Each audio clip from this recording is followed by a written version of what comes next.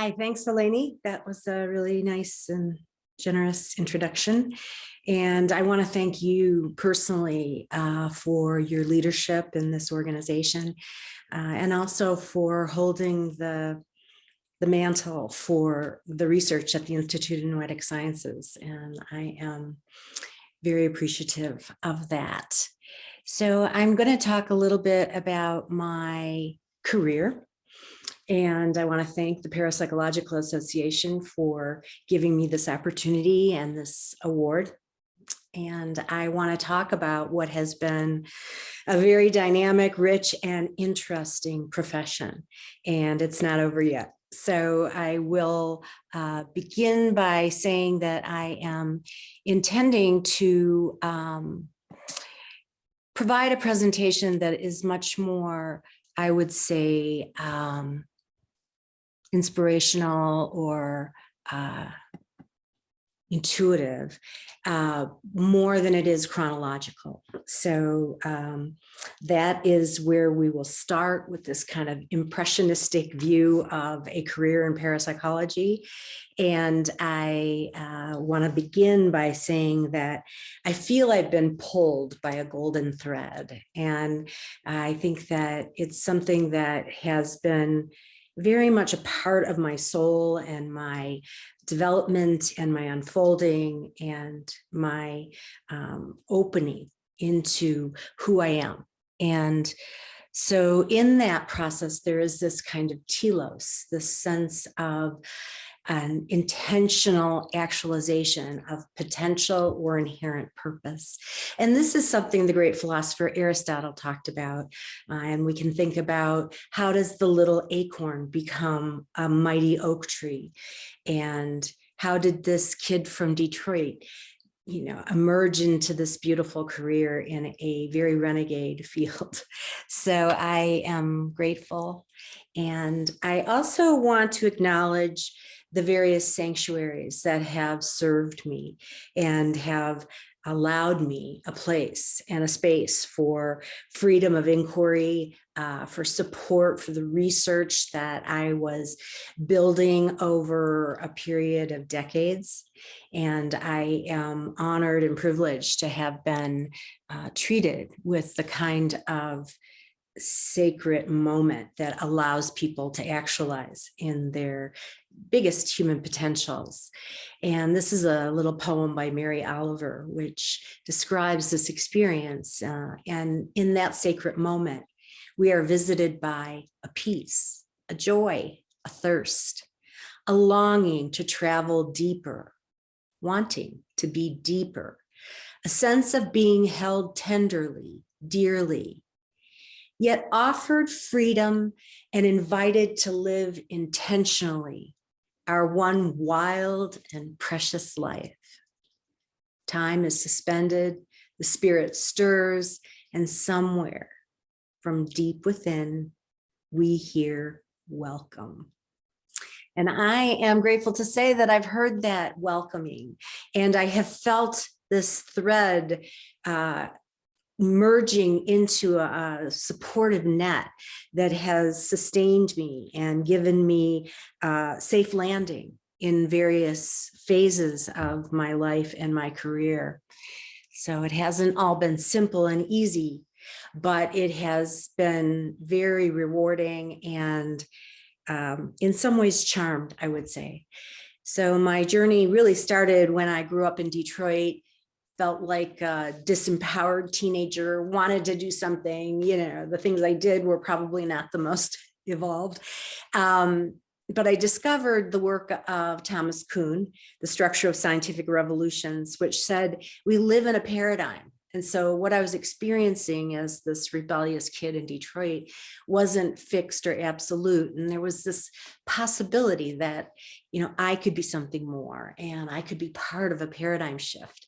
And I then discovered a book by Edgar Mitchell, The Apollo 14 Astronaut, which gave me a direct and clear path through various locations, cities, states, countries, laboratories, clinical settings in this exploration of psi and these other human potentials. So really my first landing in the field came from my time with Robert Morris. Many of you may know of him. You certainly have heard of him. What a charming, wonderful, delightful, playful person who also really helped to guide me in a kind of rigor and sophistication in terms of research design and thinking about how we could really merge this kind of science with these inexplicable phenomena that people describe. Bob helped me to get into the Institute for Parapsychology summer study program. And that was a key turning point in my life. I was really feeling the power and the support of working with a research team. And I had the chance to work briefly with J.B. Ryan. I think I was the last person hired under J.B. And then K. Ramakrishna Rao, who really did hire me and for whom I am grateful. We did some fun experiments together. And then I moved from the Institute of Parapsychology, where I spent 3 years, to the Mind Science Foundation.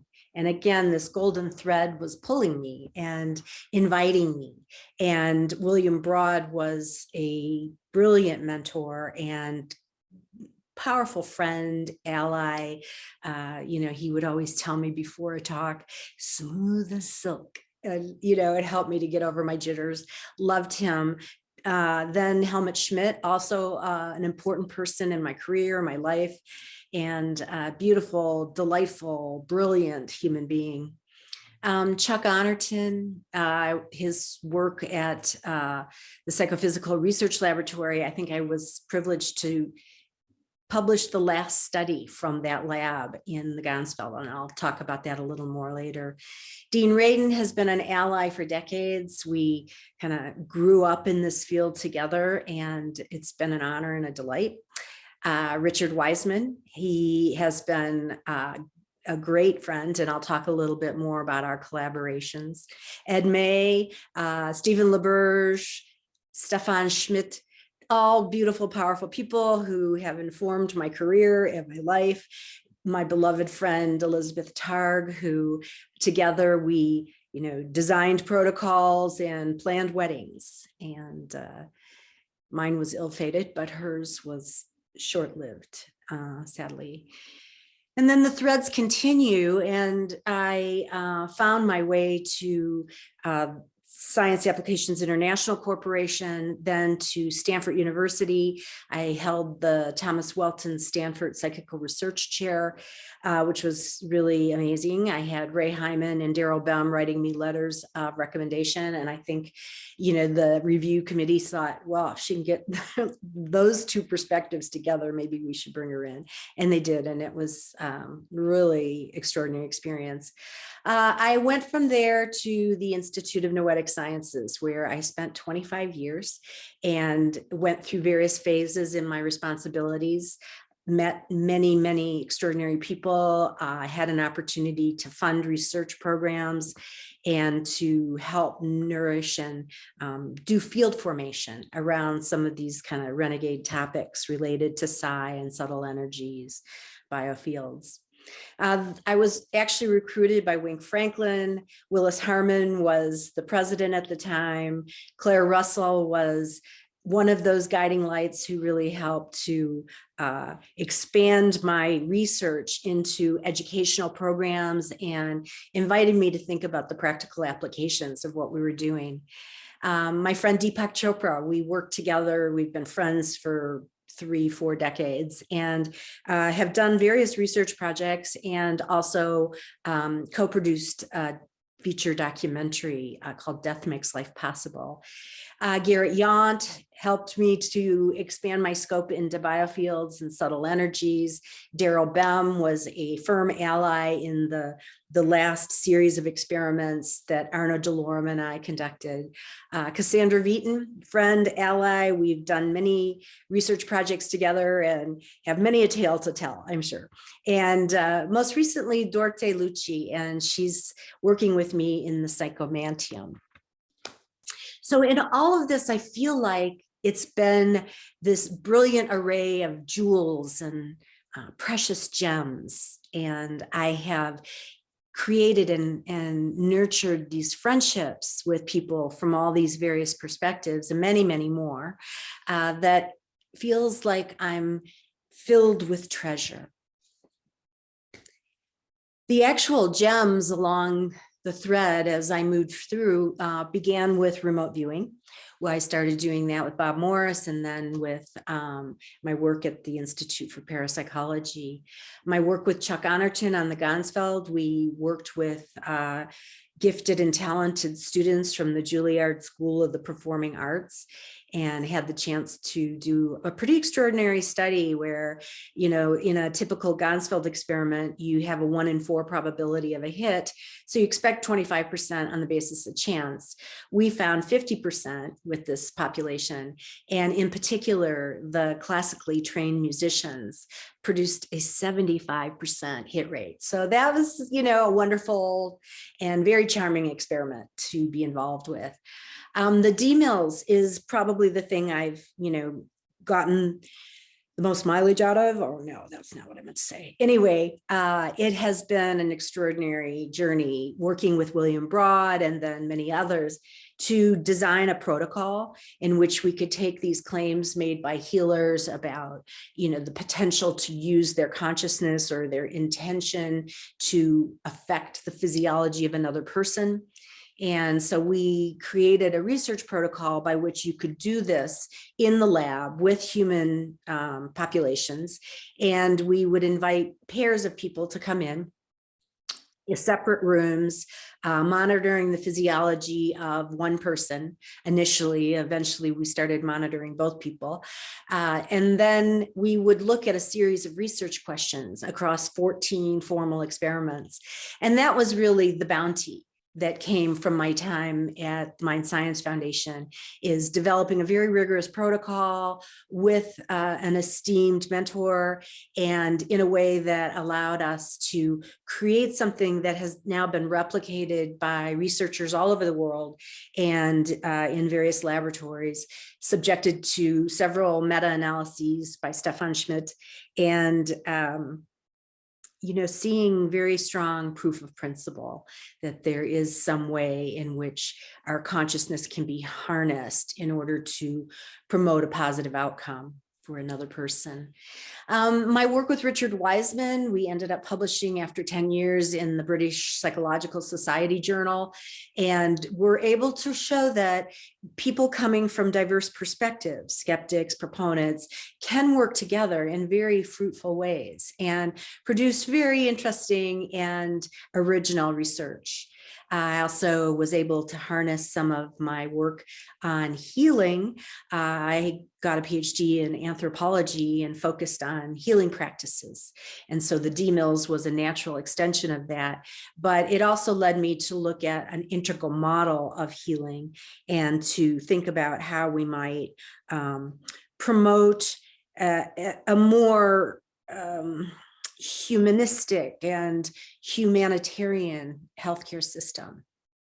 As we look at parapsychology and we think about the kinds of experiences that people report, it often comes with a kind of eureka moment, some kind of transformative experience.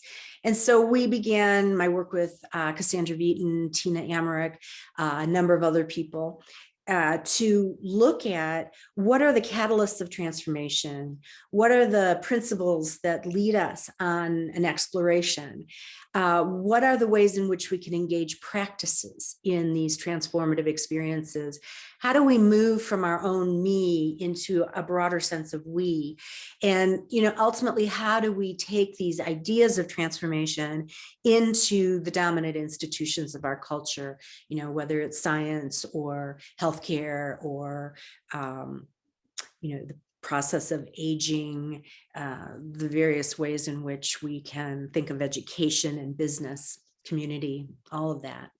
So that led us to create a curriculum called Worldview Explorations, also led to my film and book, Death Makes Life Possible. And the film was an extraordinary process, both making it, doing the interviews, exploring my own ontology around death and the afterlife. And Ultimately traveling all over the world with the film and experiencing how liberating it is for people to have the conversation. And in that process also to explore what is the nature of the science and the evidence for consciousness surviving bodily death. So that takes us into the parapsychology realm. And finally, the work I'm into now, which is the psychomantium. So all of this, like I said, is a big treasure chest. I have these gems, which is how I view all the various projects that I've been involved in. These are just the surface. There's many more. And it feels like, you know, I'm a maker and I make these projects and I work with others. So we create community and teams. And that is the exhilarating part of exploring this great mystery. So steps moving forward, I am fully engaged in, you know, the next phase of my career and really looking at how I can take these ideas of, you know, expanded consciousness, transpersonal psychology, the ineffable that evades easy articulation, all of that into a kind of practical application for life and how we live. So right now I am working on the psychomantium.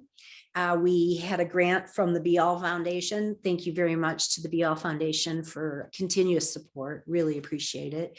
It's been a beautiful ride. But the psychomantium project is simply sensory deprivation, like the Gansfeld, where you have a illuminated light on a wall. And the idea is to use your creative imagination to begin to move into the mirror and into potential communications with invisible others. And we, in this study, are looking at principally the outcome of grief. And as people go through this process, you know, are they able to be more resilient, more hardy in the face of loss? But we're also looking at the difference between the physical chamber and virtual reality. And we've got 2 virtual reality applications, one tethered, one free on an Oculus, not free, but free from tetheredness. And the next study I'm interested in doing is really trying to create the psychomantium as a practice, taking people who are high absorption or high suggestibility and see if we can't really enhance the intensity of the experiences. We'll probably focus specifically on the VR because we're seeing that that immersion experience seems to be more conducive than the chamber. And then thinking about how we can measure potential fields around the people in the space when they're having these experiences. So that's kind of a challenge. We're working on the technology right now, random event generators, perhaps some, you know, other yet to be developed device. And then one of the things that I'm excited about moving forward is the metaverse. And I've been doing a deep dive into how we can use this Web 3.0 technology and the metaverse technologies to enhance these kinds of experiences that we consider in the realm of psi research. And also, I'm interested in creating classrooms in the metaverse to enhance the quality of experiential learning. So William Stafford, a great writer, noted, "The way it is, there is a thread that you follow. It goes among things that change, but it doesn't change. People wonder about what you're pursuing. You have to explain about the thread, but it's hard for others to see. While you hold it, you can't get lost. Tragedy happens, people get hurt or die, and you suffer and get old. Nothing you do can stop time's unfolding. You don't ever let go of the thread." And this resonates with my own philosophy and my own, you know, emerging worldview. So I want to give gratitude for all of those organizations that have offered me the sanctuary, the safe haven, the opportunity for thinking out of the box, and for contributing these various gems along the way. The Foundation for Research on the Nature of Man, now Lorine Center for Research, the Mind Science Foundation, the Cognitive Sciences Laboratory, the Thomas Welton Stanford Psychical Research Chair in Psychology at Stanford, the Institute of Noetic Sciences, Heart of Hearts, the BL Foundation, so supportive, so helpful. Institute of Transpersonal Psychology at Sofia University. This is where I spend my days now. This is my opportunity to be generative. I teach students at various levels, undergrad, master's level, PhD. I supervise dissertations that explore these realms of the transpersonal and have had so many rich experiences working with these students. So, and then finally to the Parapsychological Association, because you have been the support and that web that connects for me for, as long as I've been in this space. So I think, this is a tribute to all of us as we're finding that invisible thread, as we're looking for the mystery and the opportunities that come from that kind of exploration. And ultimately, I close by saying that I want to honor my friendships, because that has been the thing that has inspired me, excited me, led me to pursue adventures in various countries, in various research labs all over the world, to work with scientists, physicists, mystics, great spiritual masters. And in each case, there is this sense of sanctuary. And I think that we are a kindred, true tribe, conflab that brings us together in a way that is dynamic and very, very nurturing. So thank you, and thank you for this award.